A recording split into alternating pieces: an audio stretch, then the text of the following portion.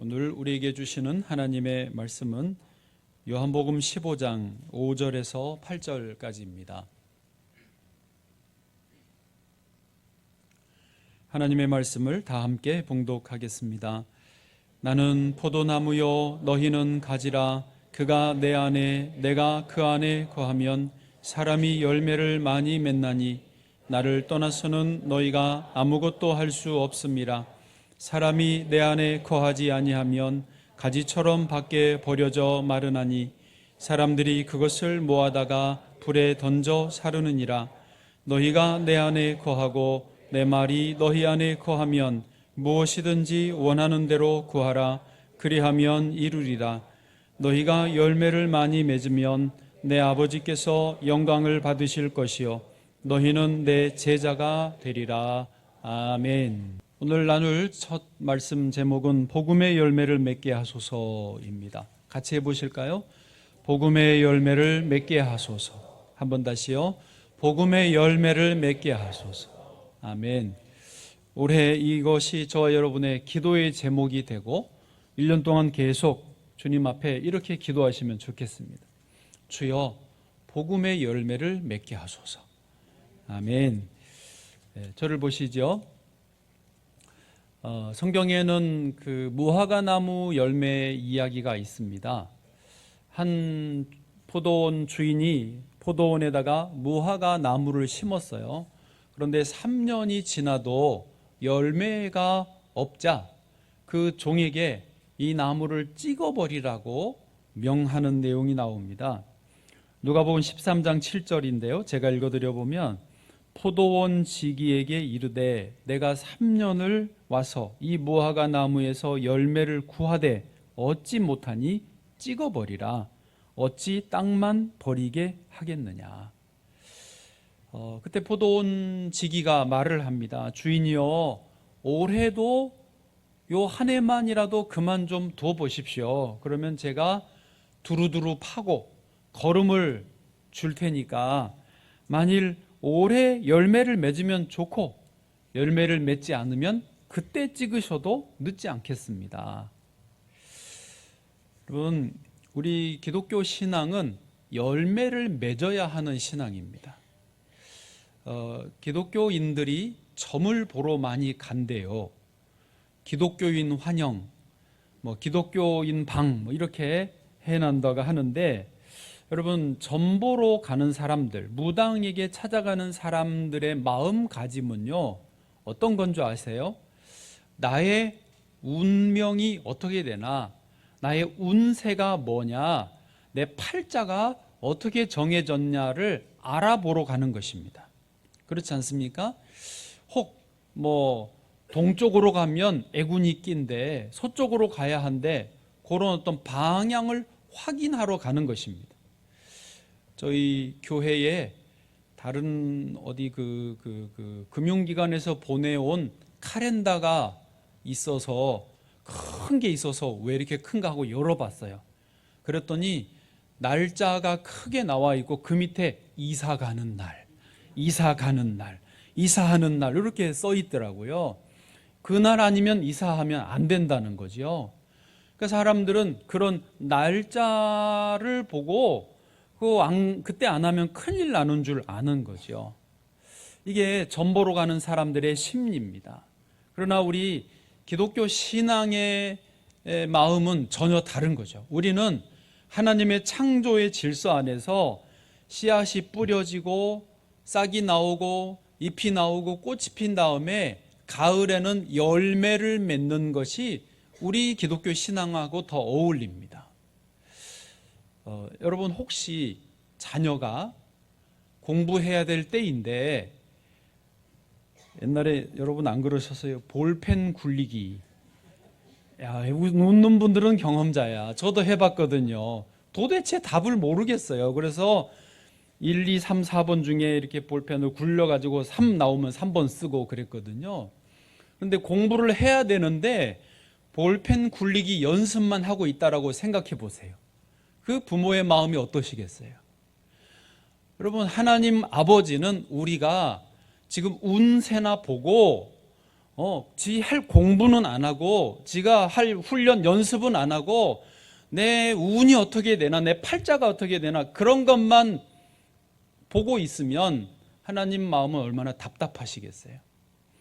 우리 신앙은 그런 게 아니에요. 우리는 건강하게 성장을 하고 때가 되면 열매를 맺는 것이 하나님 앞에 올바른 신앙이라는 것입니다. 아멘. 그래서 올해 저와 여러분이 열매 맺는 한 해가 되기를 원합니다. 표가 복음의 열매고요. 2026년도. 그리고 옆에 보시면은 5대 비전 중에 제자는 훈련이다. 올해는 두 번째 제자 훈련이. 그래서 제자 훈련을 통해서 열매를 맺는 그런 한 해가 되어야 될 줄로 믿습니다. 하나님은 우리가 건강하게 성장하기를 원하세요. 훈련을 통해서 공부한 학생이 열심히 공부해서 좋은 성과를 내기 원하듯이 신앙도 여러 가지를 잘 훈련해서 잘 연마해서 열매로 나와야 되는 것이죠. 그런 의미의 복음의 열매를 맺게 하소서 제목입니다. 자, 복음의 열매에는요, 크게 4가지의 종류가 있습니다. 오늘 그것을 좀 이해하시면 좋겠습니다. 첫 번째 종류의 열매는 뭐냐? 성령의 열매입니다. 우리 성경에서 9가지 성령의 열매를 아시죠?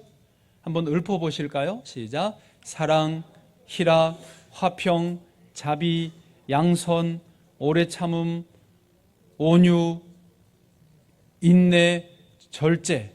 충성도 있나요? 네. 충성도 있네요. 네. 오래 참음과 인내를 반복했군요. 그거는 같은 거고 충성을 해야 됩니다.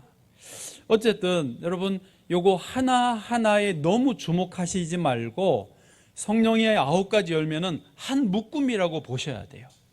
어떤 사람이 성령의 열매라고 했는데 사랑은 있는데 기쁨이 없다. 그거는 아니에요.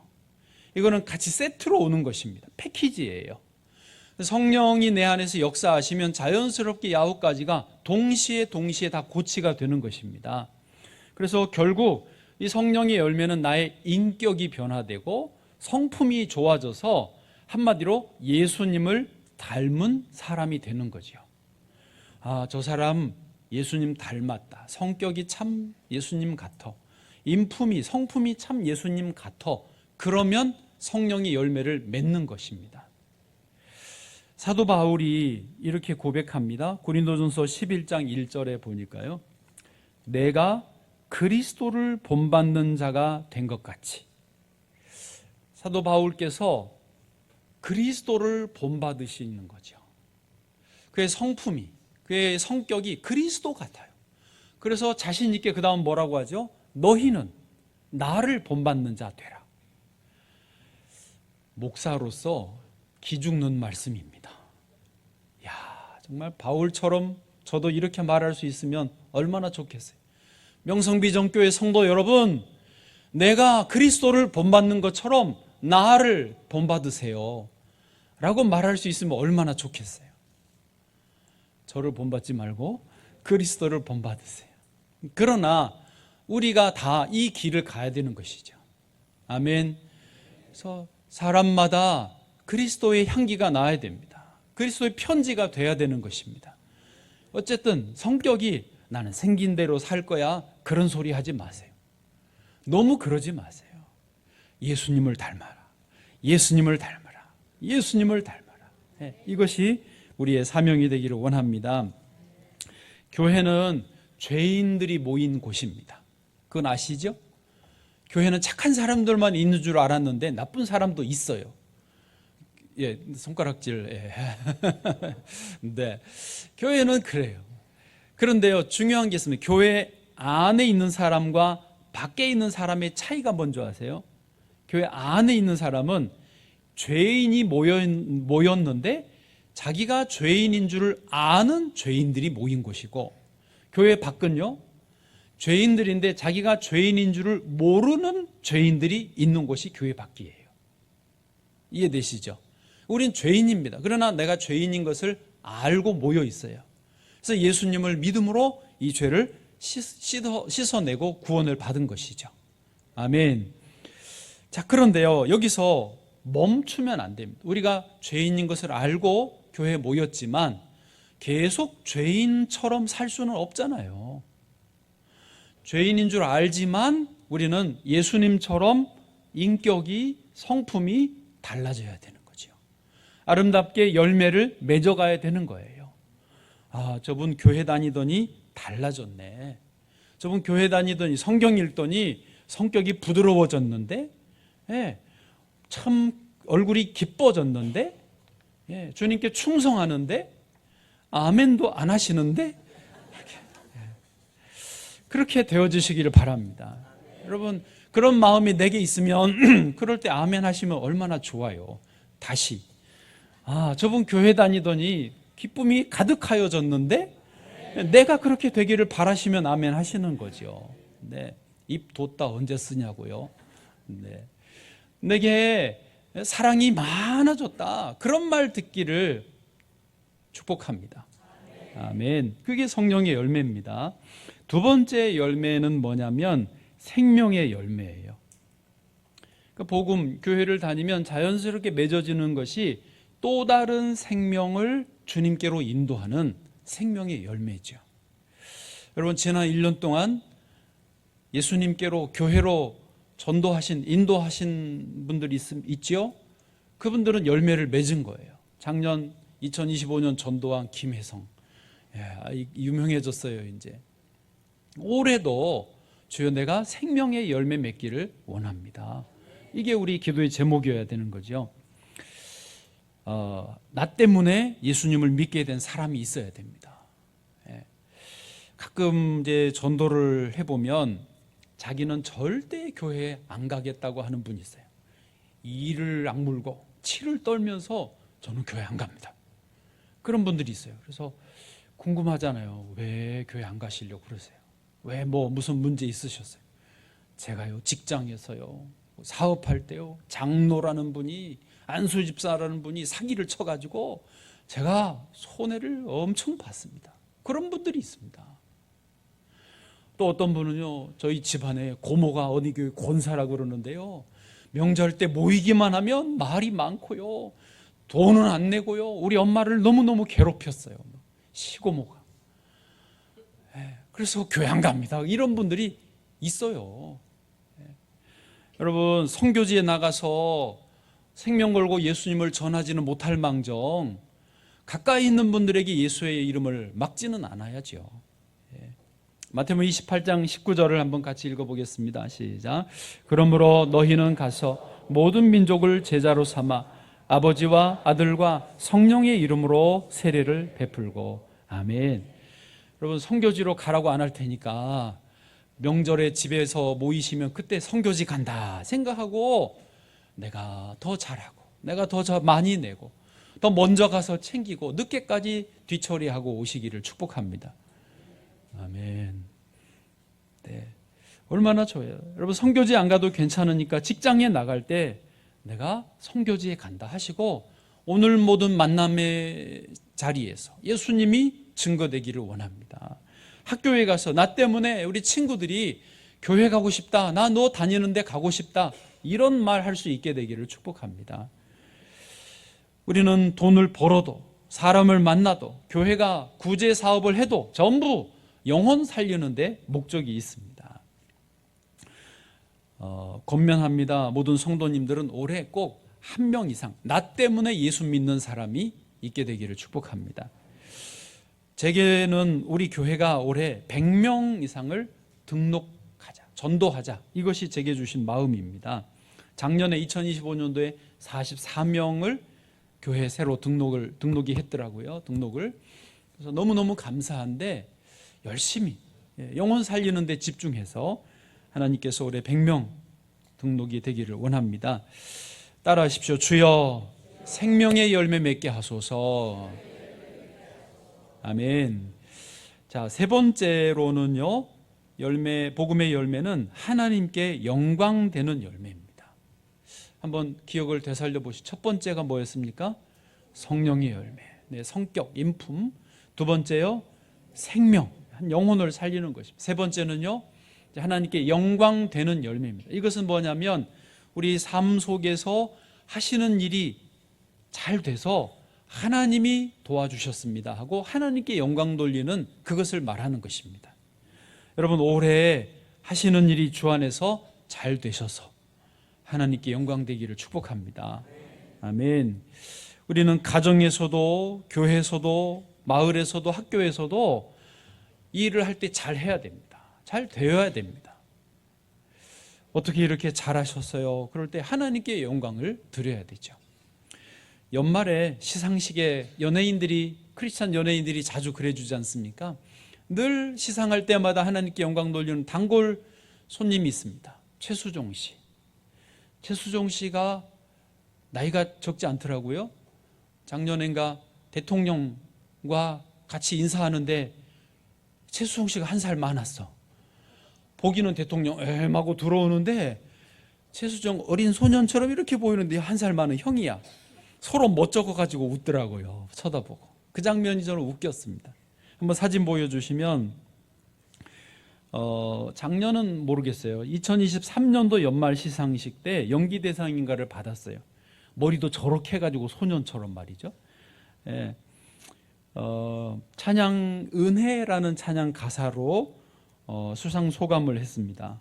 지금까지 살아온 시간과 지나온 순간들이 정말 당연한 것 하나 없는 하나님의 은혜입니다. 모든 순간이 하나님의 은혜였습니다. 그리고 지금 이 시간도 화면을 보면서 기도하고 있을 하이라 씨와 가족들에게 감사합니다 라고 수상 소감을 전했습니다. 여러분, 우리는 그리스도인으로서 이 땅에서 하시는 일들 통해 하나님께 영광되는 열매가 있어야 돼요. 아멘. 대충 살 수 없어요. 그래서 우리는 부지런해야 되고 성실해야 되고 정직해야 되고 열심히 해야 됩니다. 여러분, 모든 삶의 자리에서 하시는 일들 속에서 풍성한 열매가 맺기를 축복합니다. 좋은 일이 있으시기를 축복합니다. 잘 되시기를 축복합니다. 네, 아멘 소리가 좋습니다. 마지막 네 번째, 자기 부인의 열매입니다. 우리 와이프의 열매가 아니고 자기를 부인하는 열매입니다. 이게 제일 어려운 거고요. 가장 근본적인 열매입니다.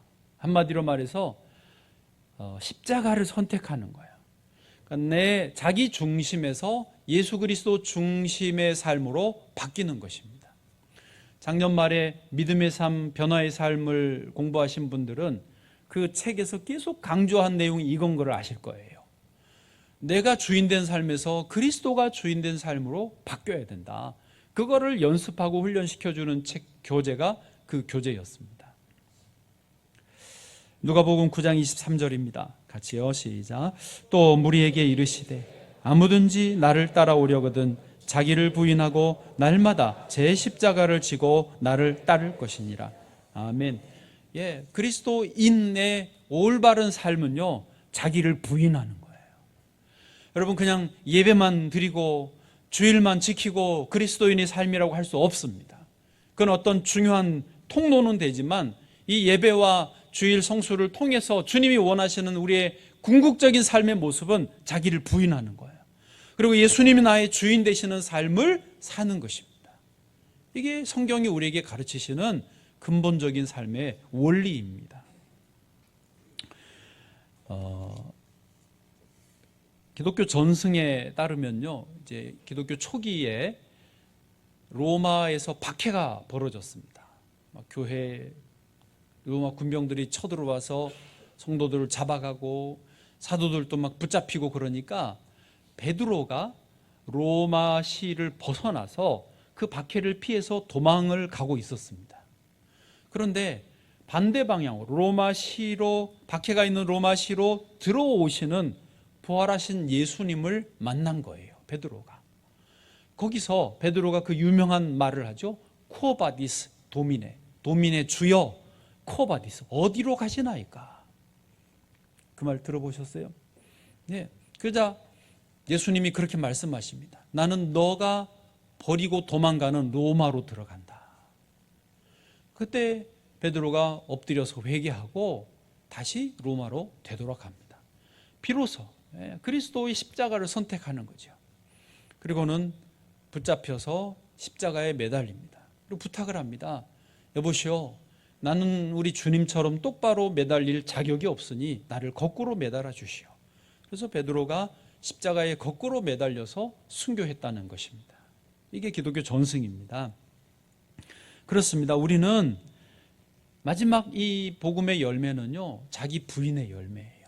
십자가를 선택하는 열매인 것입니다. 여러분 한번 마음에 다시 되새기시죠. 복음의 열매 첫 번째, 성령의 열매, 생명의 열매, 하나님께 영광되는 열매, 그리고 자기 부인의 열매입니다.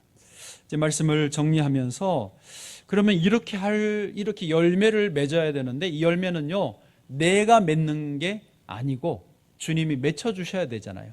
그래서 오늘 제목을 복음의 열매를 맺게 하소서인데, 주님이 우리가 열매를 맺을 수 있는 원리를 오늘 본문에서 가르쳐 주셨어요.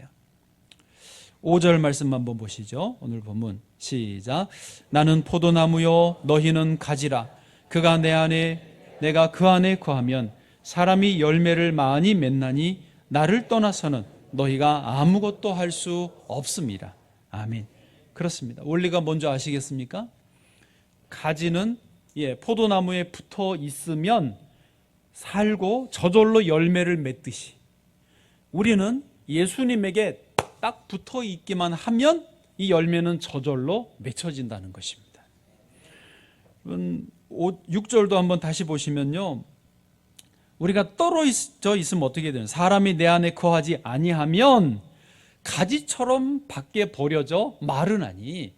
그러니까 그리스도인이 예수님에게 붙어 있지 않고 지 혼자 잘났다고 혼자 지내면 말라버리는 거예요. 열매는 고사하고 말라지고 아예 불에 태워, 사람들이 모아다가 불에 던져 사르는 신세가 되고 만다는 것입니다. 그러므로 오늘 이 말씀에서 열매를 맺는 원리, 비결 딱 한 가지를 가르쳐 주시는 거예요. 너희는 생명 걸고 나에게 붙어 있으라는 거예요. 목숨 걸고 나에게 붙어 있으라는 거예요. 그래야 너희 생명이 유지가 되고 저절로 열매가 맺혀진다는 거예요.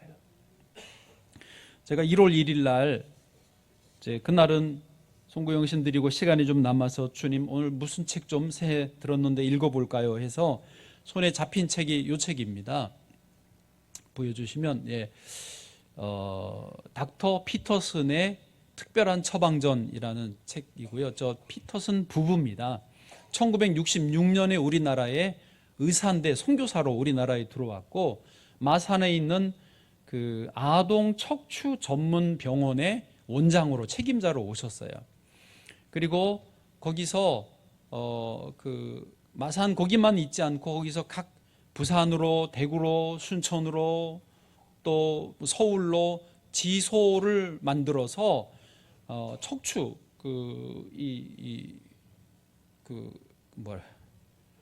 척추 전문 척추 네, 하여튼 그쪽에 갑자기 이름이 하여튼 그거예요. 그 병으로 꼽추가 되고 골수 문제가 생긴 아이들을 대부분 무료로 치료해주는 일을 했습니다. 그런데 이분이 그 의사로만 있던 게 아니고 우리 교회가 후원하는 한국 OMF 있지 않습니까? 그거를 처음으로 만드신 분이에요. 한국 OMF를. 그것만 만든 게 아니라 혹시 한국 성서 유니온이라고 아세요? 매일 성경책을 지금도 발간하고 초창기에 우리나라의 큐티를 소개하고 꾸준히 할 수 있는 책자를 처음부터 발간해서 기독교 어떤 이 말씀 묵상 문화를 만든 곳이 성서 유니온입니다. 그거를 만든 분이 저분이에요. 얼마나 일을 많이 했습니까? 책을 쭉 읽다 보니까 이분이 뭐라고 썼냐면, 너무 바쁘다. 일이 많아져서 너무 바쁘다. 그런데도 그 일들을 감당하세요. 저도 그 부분에서 갑자기 공감이 팍 됐습니다. 바빠요. 왜 이렇게 일이 많은 거야? 바빠요. 할 일이 너무너무 많습니다. 그런데도 그 놀라운 많은 사역들을 다 감당한 비결이 딱 하나 나오더라고요. 그 다음 사진 보시면 애를 넷을 낳았어요.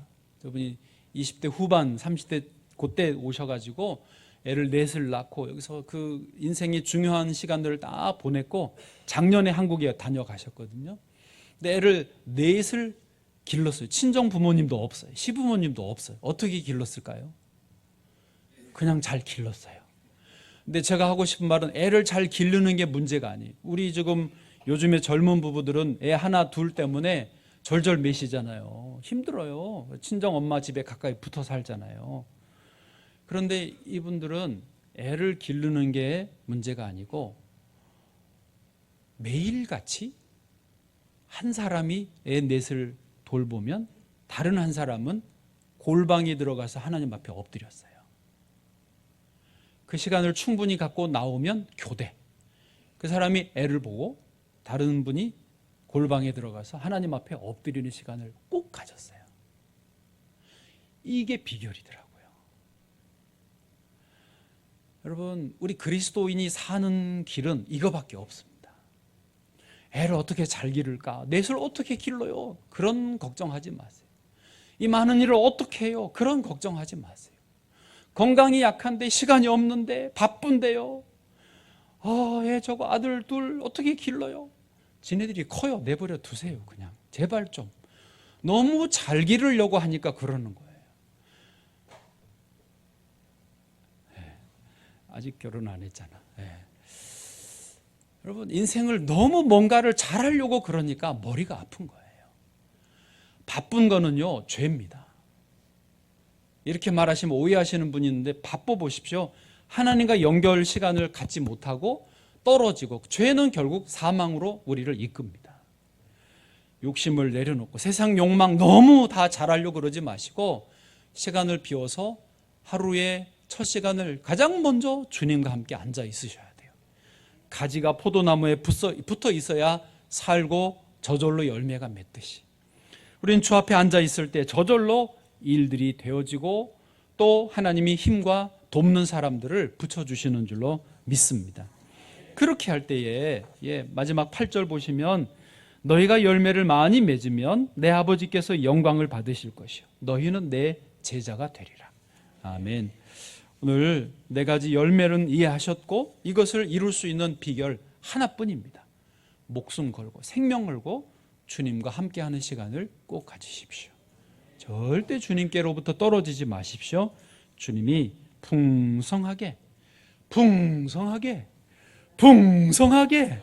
열매를 맺어 주실 줄로 믿습니다. 아멘. 기도하겠습니다.